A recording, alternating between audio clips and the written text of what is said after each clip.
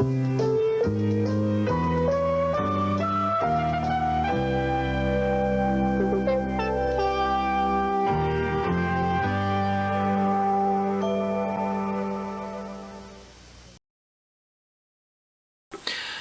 today has been one of those really crazy days, the best laid plans, sort of thing, or, one thing leads to another, I don't know. Today's adventures led to some crazy purchases, so we shall see what I want to show. I'll show some of it. I'm having a late dinner here, so just because I met with some other friends later, but this weekend was supposed to be a card show, a front row card show. I was going to go with Hungry Man 97, and I was going to go with Chris Cards. You may know them, Hungry Man 97. Gary does error cards. That's his big claim to fame on YouTube, and he does a bunch of well-published videos. I mean, his production quality is there. It's there. It's like on par with Troy Rudder's videos, if you know Troy, and you'll know Gary puts a lot of effort into his. And Chris Card's, same thing. Very polished. But, Chris said he does it in 1 or 2 takes or something like that. Anyway, to make long story short, we were all set to go, and then there was all kinds of crazy pandemonium either yesterday or whatever happened, and people were getting blocked from the show. Now, I've seen none of that on the videos I've watched.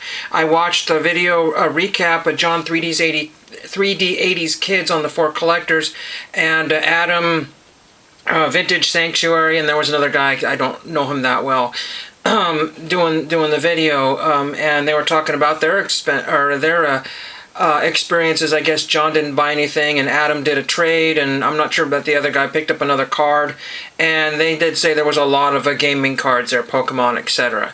But, and I'm watching people going, and probably these are the Saturday people that went Saturday. But I guess the mistake was if you didn't buy tickets or something, or have in and buy VIP, and I guess I heard from one of the guys that the VIPs had sold out, and the line was quite long. But they didn't realize that people were turning away and not getting in. So, might have been a little overstated by some people, but I don't want to wait in line for 3 hours, however the weather was. I mean, because waiting in line for 3 hours, and essentially you have very little time to do anything at the show. I mean, if you're kind of to get a show at 11 or whatever, and then you've got, till whatever the show time closes, that's about half the time. It takes a long time to get through value boxes. So, we met up at Fred Meyer's, which is a store, and one of the guys bought some, I say Gary, but he bought some tops, a hanger, and we were going hangers or bangers, talking about Jab Slam. We talked about all the different groups and the people that, are cool, and the shady guys and stuff like that. So we had a great time. I had some sort of Starbucks, kind of donut-y type thing or whatever. I don't know, some fritter thingy. I don't know what it was exactly. I can't remember. It was okay, but I don't think it was worth $4.50. Maybe $2.50 at the most. Anyway, we had a good time there, and so yeah, that was that. We parted ways, but Gary followed, or we took 2 different roads and got to the stamp show, which was not on my radar because my favorite dealer was not there. And my other friends had messaged me at the night, which I saw, and I said I can't get to the show because I'm doing this other stuff. So I saw their message at some point, and so that he and his son were going to the show looking for certain particular stamps there, and they didn't find them because the one guy he said this guy brings over $100,000 worth of stamps or more, and I'm not joking. He probably had north of $100,000 worth of postage stamps, of brand new unused postage. So if you need TTM postage at face value of any kind of amount you wanted, he didn't bring the 5 centers, and that's the ones that my friend wanted. It's kind of disappointed there, but I got crazy amount of good stuff there. We actually did find, Gary and I did find some card supplies there, which is cool. So I got these European First Day cover sleeves, and I can always use the larger size sleeves. So there was a guy that had a whole bunch of these, all different sizes. I don't know if he had the baseball card size sleeves, but he had all kinds of sleeves there. So that was really cool. This was only $5 to buy from him, so I thought that was a pretty good deal. Heck yeah, I grabbed that one. I don't know how many are in here, 100? I mean, I'll be using this all day and every day. And the funny thing is I didn't buy any European sleeves, but these will fit some larger size baseball baseball photographs and other kinds of, you know, fun little odd size things that I got. Maybe some of the German photographs that I got that didn't fit my binder.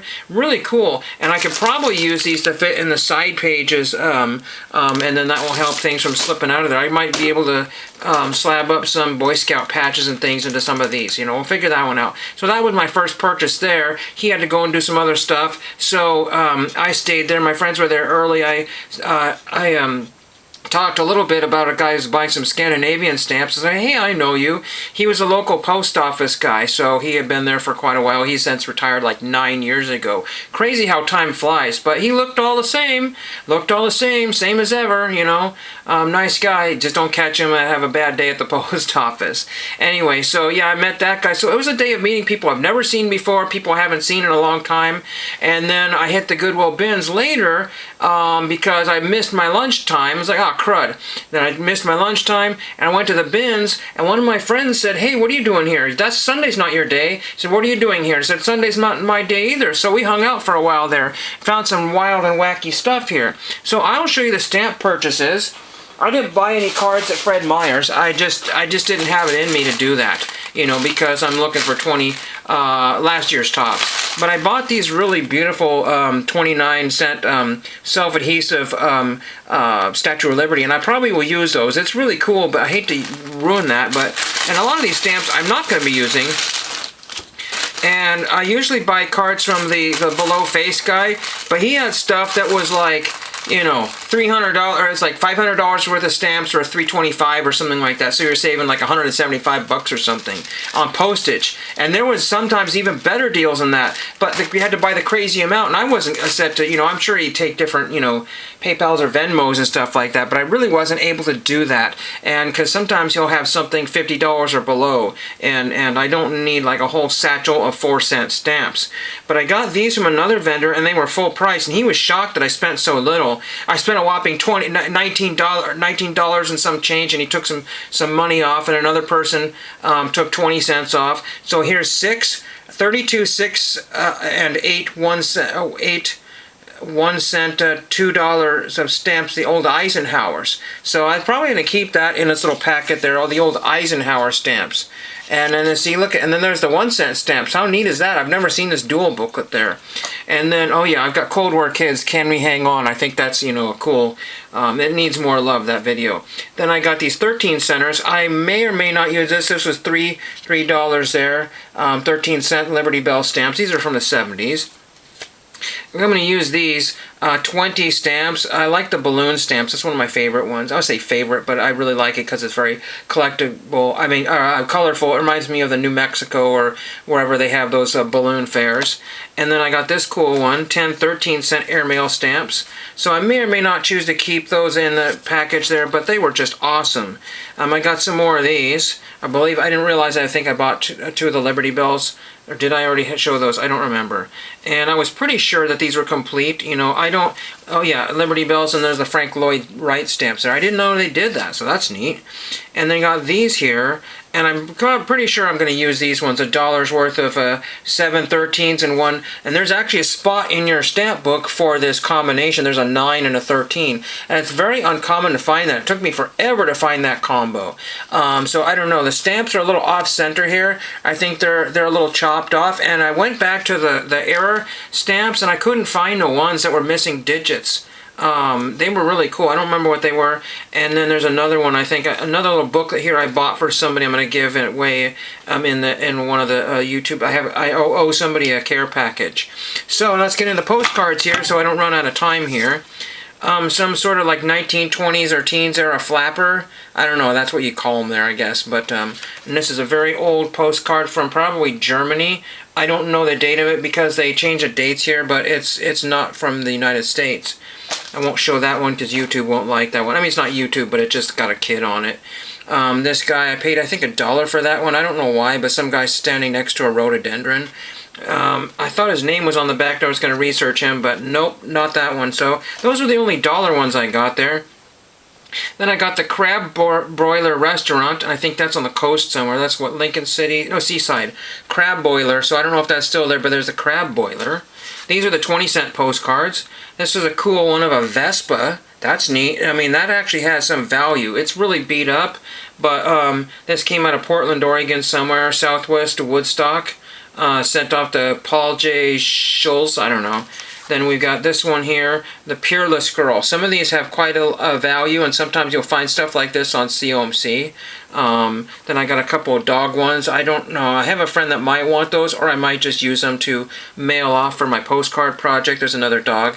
Again, some of these things are ridiculously expensive. Picked up an Easter card here that's brand new, unused, vintage. I know I have a friend that I'm going to give that to on Wednesday because Easter is coming up eventually. This one is really cool if you like TTM.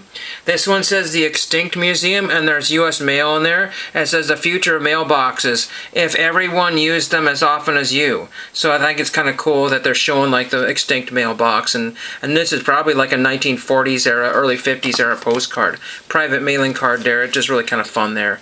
You can sometimes find the old price tags on here. Somebody originally wanted, I can't know if it's $3 or $5. I think it was $3, and I paid 20 cents for that. This one says cheer up, a new bridge game. So man and woman are sitting on the bridge, and then there's a like Snidely Whiplash or something spying on them. A dastardly dude down there, dirty old man. Then this one says, I must get a wiggle on to send you this spicy greeting or something. No idea. And there was a lot of inappropriate postcards, and those usually have high values, but 20 cents, crazy. This one is honeysuckle. So that's, shame, shame, everybody knows your name. This one is awesome. This one's for the TTM. And some old canceled stamps with letter stock on them. Amen. So that's the guy in the barracks there, and he's praying for mail. And that's what we do in the TTM and card groups all the time. We pray our mail gets there. So that's really awesome. This one here is just an old railroad station out of Eugene, Oregon. It's a Southern Pacific Depot out of Eugene, Oregon. That's really amazing. You have to see that. And I might have to photograph these. Unfortunately, somebody stole a stamp off of it, but it was sent from Portland, Oregon on Morrison Street to this place in Eugene or something like that. I don't know. Or it was sent from, or it was going from Eugene to that. And then here's some sort of falls in Oregon. This is on the Columbia River Highway, so I collect Oregon postcards. This one says, greetings from the whole family. I don't know what that's all about there, but I guess they had kind of a outhouse with like interchanging seats or something. I really no idea. And that's an unused one here. Another unused one with some sort of mountain there from the northwest there. It just says, panoramic scene, Three Sisters Mountains, Cascade Range. So again, the Oregon postcards usually are a pretty good sell around here, but he had a lot of them. There's a Best Western there from Oregon or Washington, I don't remember where. If you're on the square, why so am I? I don't know. But these kind of postcards are sort of collectible. This one just had amazing colors, the blue and this colored postcard here. This is the Hall of Science, Chicago World's Fair. Really awesome, awesome, awesome postcard there. I just love the colors, like a hand-colored, those colored baseball cards. And then just a picture of Salem, Oregon's capital there, much the same, some sort of thing. Earl Newberry, Secretary of State. So if I know when Earl Newberry was around, I could date this postcard. Then here is the Old Salem Post Office. I think it was moved or saved, or I don't know if it was moved to Willamette or whatever, but that's always a cool one. I already have this one, but it's always neat to have a mint condition copy of that one. This one, I don't know why I grabbed, but it was in the pile, so there's that one. These are actually unused golf scorecards. Alcan Golfer of the Year Championship and Alcan International Championship 1970. And these were canceled from Scotland or something like that. Or no, that's Ireland, I think. Let's see. Yeah, Dublin, Ireland, Alcan Golfer of the Year Championship, and I got a couple of those, and ones with two different stamps on those. Again, 20 cents a piece for those. They might be $5 or $10 each on eBay, I just don't know, but golf memorabilia kind of. So that's cool. Then I got this one here. I can't show you all of it, but the guy is looking in the wrong direction. He's not looking. He said, "My, what pretty eyes you have," and he's not. Well, anyway, it's a little on the inappropriate side there. Then there was some Mutascope cards, which you will find on eBay and COMC sometimes, but this one's the Hackett, Mannering, The Walls of Jericho, some sort of English opera. I don't know, so I like, before TV. I think this is some sort of director, band leader. I'm not sure. There was a series of these. This is Tom Brennan's Breakfast of Hollywood. I'm not sure. That's Tom Brennan, so I don't know. But there was a series of these that were put out that I was collecting orchestra band leaders. This has just got also super ridiculous, amazing. The Great Salt Lake cut off at sunset, Great Salt Lake, Utah. I know, this one, unfortunately, there was a collection of these Union 76 postcards, the postcards of the West. So 76 gasoline, they're not very rare. But some kid had written Oregon on all the ones right on the front there, so only bought one. At 20 cents, I should have got them and just upgraded them later, because people ask a dumb amount for those. This is just another one, I'm not sure, in Oceanside, probably New Jersey. Or no, it's Old Orchard Beach in Maine. Really cool there. Again, the colors were awesome on that one. And also, it says, you'll enjoy Old Orchard Beach, Maine. It's very unusual to have these poster stamps on there. That makes it really special there, and that's what sold me on that one. Then I got some Canadian postage. This is what I paid 50 cents for. And it looks like they might have been soaked, but there's no cancels on any of these, so I can add those to my Canadian stamps and perhaps use those. I don't know what the denomination on this one. Hopefully Canada doesn't change their postage because, you know, the Queen, they don't use the... I don't know. We'll see how that works there. I might... And then there's a connection locally to the Wright brothers, so I picked up a Wright brothers postcard. So that's what I got there. Then I picked up two of these. I paid $2 a piece for 75 cents worth of money. He said one of these is a proof. The S one is a proof or whatever. But I got Pictured Rocks, National Lakeshore, and I got George Rogers Clark National Heritage Park, and these are all quarters. These are special quarters here, so again, he told me kind of what they were, and you know what, that's really cool to get those all in these encapsulated holders for $4 total. So I took those. I said, hey, I'm buying coins at a card shop, or a stamp shop. So there's that one there, and there's the backs of them. You see the backs of them, and they have some sort of message there. Again, this is just kind of a trinket rinky-dink type of stuff, but I can tell you, people are going to ask $5, $10, $15 for these dumb things on eBay. I haven't looked at, and if there's more of these, I just kind of like this simplistic, you know, the holder is not great, but it's not super outstanding or fantastic, and it just kind of all put together. You know, it's stuff for kids, but I like it. That's what I like. So let's grab a couple other things here, and hopefully I have everything here. Man, I just got some weird stuff today. I bought this silly game called Owari, and it's out of the mid-70s, but it's got some amazing glass marbles in here, so I got it at the bins for glass price. I spent a whopping $6 there. There's all kinds of marbles and like little counters and stuff like that. It's just really cool looking. All little special bags, and so again, 79 cents a pound for glass price, so that was a no-brainer to get that. And my friend is a marble collector, sort of, so he was not disappointed that he was happy that I got it, but he had never checked that game for the marbles. I got a couple other things. This is the silliest thing I got there, and I could have taken this to the card show and call it my Pelican case here. This is from JetSave. I think it's an old English Airlines or something. This is made in England. It weighs very little. There's a dirt spot there, which I'm going to clean, and another dirt spot, and I got it just before they took the merchandise away to bring out new stuff. And it's in really awesome condition, and I think I'm going to store my VCR tapes in there. I think I'll use it to store VCR tapes. It's perfect. Very lightweight, very relatively durable, and it's way 70s. It's really cool, and I'm happy to get that in my JetSave Pelican case.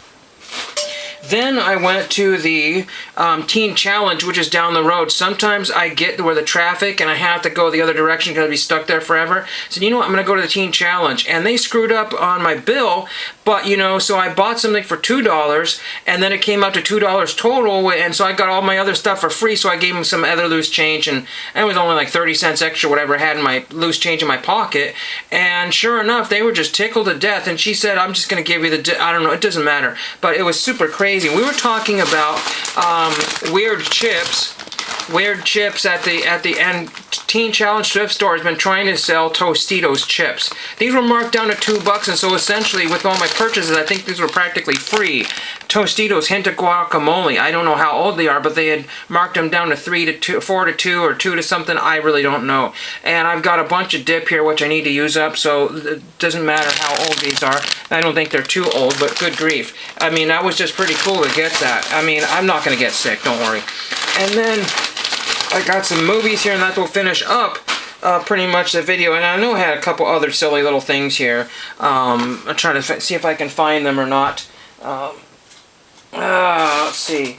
I have a friend that collects Legos, and some kid or somebody had drilled a hole into a brick and made some sort of ridiculous necklace with a Lego brick. So if I can get that wrinkle out of there, I will give that to him, and he can give that to his wife or daughter or something like that. I don't know. It's just some sort of brick that somebody had turned into a necklace. It's just one dumbest thing, but it's a gift for a friend, so I'm not keeping that. Now, I picked this up, and I was really disappointed because they sat at the thrift store for a long time. This is The Last Detective with Peter Davison, and Peter Davison was actually one of the doctors from Doctor Who, but there was a whole bunch of these, and somebody left one. They missed one. So I got one, and somebody took the other two or three, and I was very disappointed. But I said, you know what, might as well get it. It's only $1. So media there is only $1. And then because I got one that was 50% off, because blue tags are 50% off, that threw the cash register into a kind of a messy tizzle, or what I mean. No, that doesn't make sense. But anyway, so I ended up getting Face Off, and basically buying Face Off got me that ridiculous low price, all down to $2, and I gave them the 35 cents or whatever. It's crazy because they always ask you if you would like to round up and donate, and if it's $1, if it's 99 cents, I always give them the penny. But the reason why I looked at the tapes is because I found a Wonderworks family movie, Taking Care of Terrific, and I don't think I have that one. But unfortunately, this is busted. Now, this is the second time I've ever found the Wonderworks Family Movie Parents Guide. That's the second time out of all the tapes. That's the only second one. How lucky is that one? But this is busted down here. This whole thing is busted down there, so I had to be very, very careful. But that's why I bought Face Off. So I can, you know, I don't want Travolta and Cage in Face Off. I might try to watch that, but I needed this piece, you know, so I'll bust that piece off of there and stick it on that tape. And that's probably why somebody got rid of it. It was busted or got dropped at the store, you know. So I'm very good at repairing VCR tapes. I didn't do that for a living, but that got me into the, oh my gosh, I'm at 21 minutes. This is crazy. But that's pretty much it. You know, again, like I said, I watched people going to the show and having fun at the show. There's going to be more, you know, this is the Front Row Card Show I'm talking about. And people are saying that, you know, it was a little difficult the first time, and they probably learned from their mistakes. It's the whole national thing. You know, the national gets bigger and bigger and bigger every year. And you have to plan your events ahead of time, because the Cherry City, the Rose City, sorry, Cherry City, that's where I'm at. The Rose City Comic Con is impossible to get to unless you've, you know, checked into a hotel. I don't want to do that. I'm not that big into comic books. I'm not into cosplay. I mean, I've done little miniature bits of cosplay. I put on a leather jacket and a fedora, and everybody thought I was Indiana Jones for a day, you know. So, I mean, that's what it is. Or I could have just walked on the street and somebody just like, that guy's dressed kind of different, but that's about it. So, I don't know. It was still a fun time. I met up with some friends. I missed out on some friends and found some people I hadn't seen in ages, and met up with other people, and I need to get my dinner eaten because I am really hungry. I mean, I've only taken a couple bites of my pizza. Hopefully it's not too cold now.